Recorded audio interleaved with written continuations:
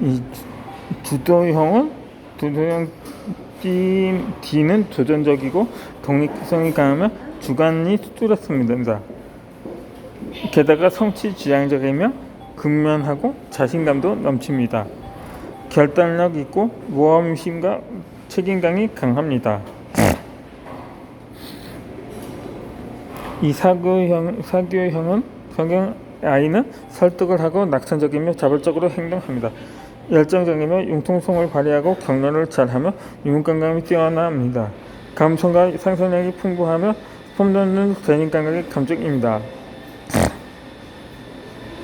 또 안장형은 S는 인내심이 강하고 겸손하며 협조적입니다. 경청을 잘하고 여유가 있으면서 유순합니다. 일가성이 있고 수용적이며 원만한 대인관계의 감정입니다. 또 시인에 해당하는 신중형은 양심적이고 세심하며 분석을 잘합니다. 객관적이고 호기심 넘치며 정확한 것을 추구합니다. 자제력과 직관력이 강하고 위험 요인을 잘 예측합니다.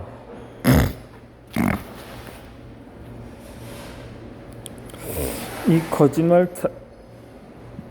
탐지기의 DISC 행동유형과 함께 마스터 박사가 탄생시킨 또 다른 것성이 있는데 그것이 바로 원더우먼이라는 영화입니다. 1941년도에 원더우먼이 탄생할 때는 1948년도에 나온 슈퍼맨과 1939년도에 나온 배트맨이 이미 폭발적인 인기를 얻고 있을 때였습니다. 그는 만화가 교육에 도움이 되지 않는다는 주장에 맞서면서 슈퍼맨, 배트맨처럼 폭력으로 문제를 해결하는 방식이 아니라 사랑으로 문제를 풀어나가는 영웅을 구성했습니다. 심리학자인 아내는 이런 고민을 하는 중에 캐릭터를 여자로 만들라고 조언을 합니다. 그 아내의 결정적인 도움으로 마스터 박사는 여성 영웅인 원더우먼을 만듭니다. 슈퍼맨이나 배트맨도 나쁜 적들을 물리치고 세상의 문제를 해결합니다. 그러나 새로운 영웅 원더우먼은 그들과 방식이 달랐습니다. 그녀는 여성이 가진 강점을 발휘했습니다. 이렇게 슈퍼맨이나 배트맨, 원더우먼 등은 모두 목표는 같습니다. 다만 목표를 달성하는 방식이 다릅니다. 발휘하면 하는 강점이 다릅니다.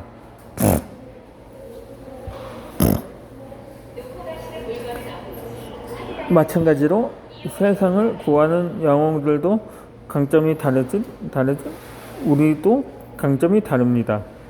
세계평화라는 영웅들의 목표는 같지만 달성하는 방식은 다릅니다.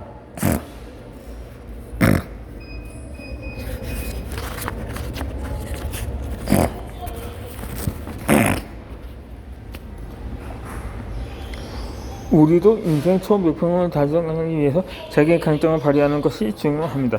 자기의 강점을 알고 강점으로 승부는 걸어야 합니다. 주도형이 강점인 사람도 있고 사교형이나 안정형, 신중형의 강점을 보이는 사람도 있습니다. 이 세상이라는 무대에서 삶을 공유하는 순간에도 네 가지 강점을 활용할 수 있습니다.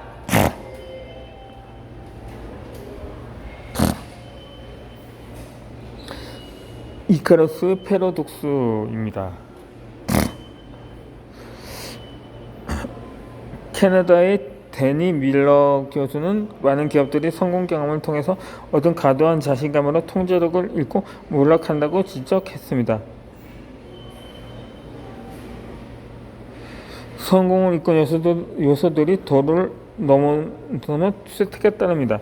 튼튼한 조직도 금세 결점 수성이로 바뀌면서 시장에서 도태됩니다.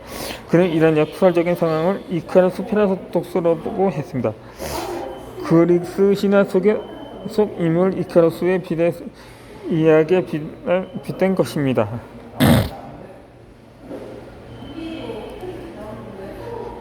어느 날 이카루스가 살던 왕국에 끔찍한 일이 벌어집니다. 왕비가 황소와 가늠하고 그 사람 몸에 황소 머리를 가진 괴물을 나온 것입니다. 화가 난 왕은 절대 빠져나올 수 없는 감옥을 만들어서 왕비를 가두려고 합니다. 이 왕은 뛰어난 건축가이자 조각가, 발명가였던 이카루스의 아버지인 다이달로스에게 감옥의 설계를 맡깁니다. 결국 왕비는 다이달로스가 만든 감옥에 갇힙니다. 그런데 왕은 뒤늦게 새로운 사실을 알게 됩니다. 왕비가 황소와 가늠할 때 다이달로스도 개입했다는 사실입니다. 다이달로스에게 더욱 화가 난 그 왕은 그의 아들 이카루스와 함께 감옥에 가둬버립니다. 다이달로스는 자신이 설계한 감옥이지만 빠져나갈 방법이 없다는 것을 잘 알고 있었습니다. 결국 그는 감옥을 탈출하기 위해서 날개를 만들기로 결심합니다. 밀라브르스의 기체를 붙여서 날개를 만들어서 도망칠 생각이었던 것입니다. 다행히 이카루스는 아버지가 만들어준 날개를 달고 하늘을 날아서 탈출에 성공합니다. 하늘을 처음 날아본 이카루스는 탈옥한 기쁨을 넘어서 새처럼 하늘을 나는 것이 너무나 신기했습니다. 그러면서 아버지의 조언도 잊어버리고 흥분된 마음으로 점점 더 높이 날았습니다.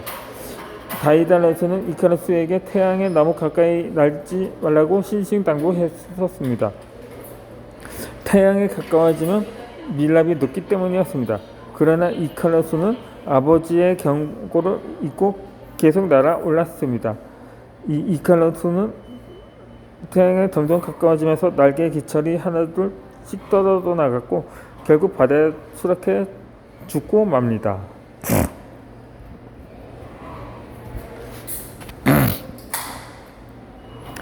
우리가 가진 강점도 이카루스의 날개와 같습니다. 강점은 우리를 살리기도 하지만 때로는 공경에 빠뜨리게 합니다. 강점도 지나치게 발휘되면 언제든 약점이 될 수 있습니다. 이 누구나 위기를 극복할 수 있는 장점 날개가 있습니다. 새로운 삶을 향해 날아갈 수가 있습니다. 이 날개는 무한한 가능성을 발휘하게 합니다. 이 잠재적인 역량을 세상에 펼칠 수 없는 힘이 됩니다. 그러나 너는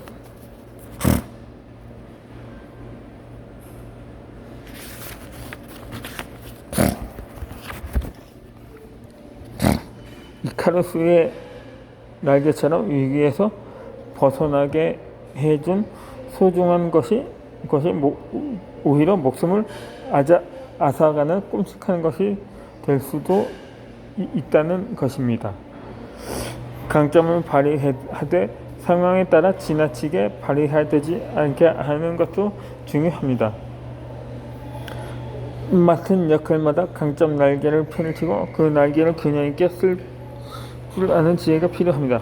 세상이라는 무대 위, 삶이라는 공연을 멋진 작품을 완성한 배우는 자신의 강점을 잘 알고 역할과 경우에 따라 지나치게 발휘하지 않을 수 있는 균형 감각이 필요합니다.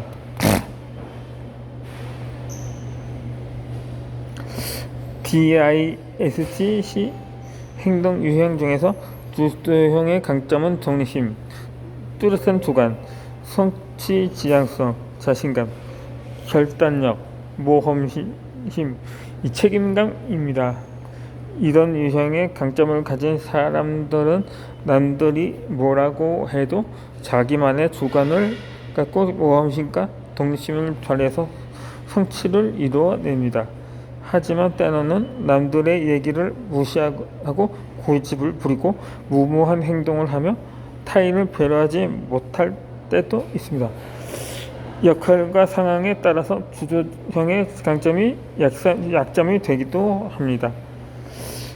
그렇게 사교형들은 지나치게 낙천적이어서 계획을 세워서 협업하는데 어려움을 겪기도 하고 융통성을 발휘하느라 원칙을 어기기도 합니다. 폭넓은 대인관계에 지나쳐서 정작 가족들에게 소홀해지는 경우도 있습니다. 반면에 안정형은 지나치게 겸손해서 능력을 발휘할 수 있는 기회를 놓치기도 합니다. 다른 사람을 챙기느라 정작 자기를 챙기지 못합니다. 신중형의 정성 세심의 지나치게 발휘하면 쌍막한 인간관계를 만들 수도 있습니다. 이러한 위험 요인들을 잘 예측하는 반면 새로운 도전을 어려워합니다.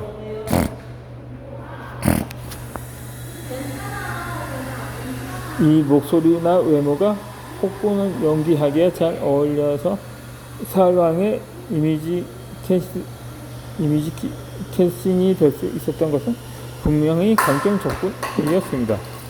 하지만 하나의 이미지만 너무 지나치게 부각되면 다양한 캐릭터를 소화하는데 한계로 작용합니다. 자신의 강점을 제대로 알고 강점으로 순교하되 균형을 잡을 줄 아는 지혜가 필요합니다. 감독으로서의 나는 배우로서의 내가 강점을 발견하고 균형 감각을 발휘할 수 있도록 이끌어야 합니다.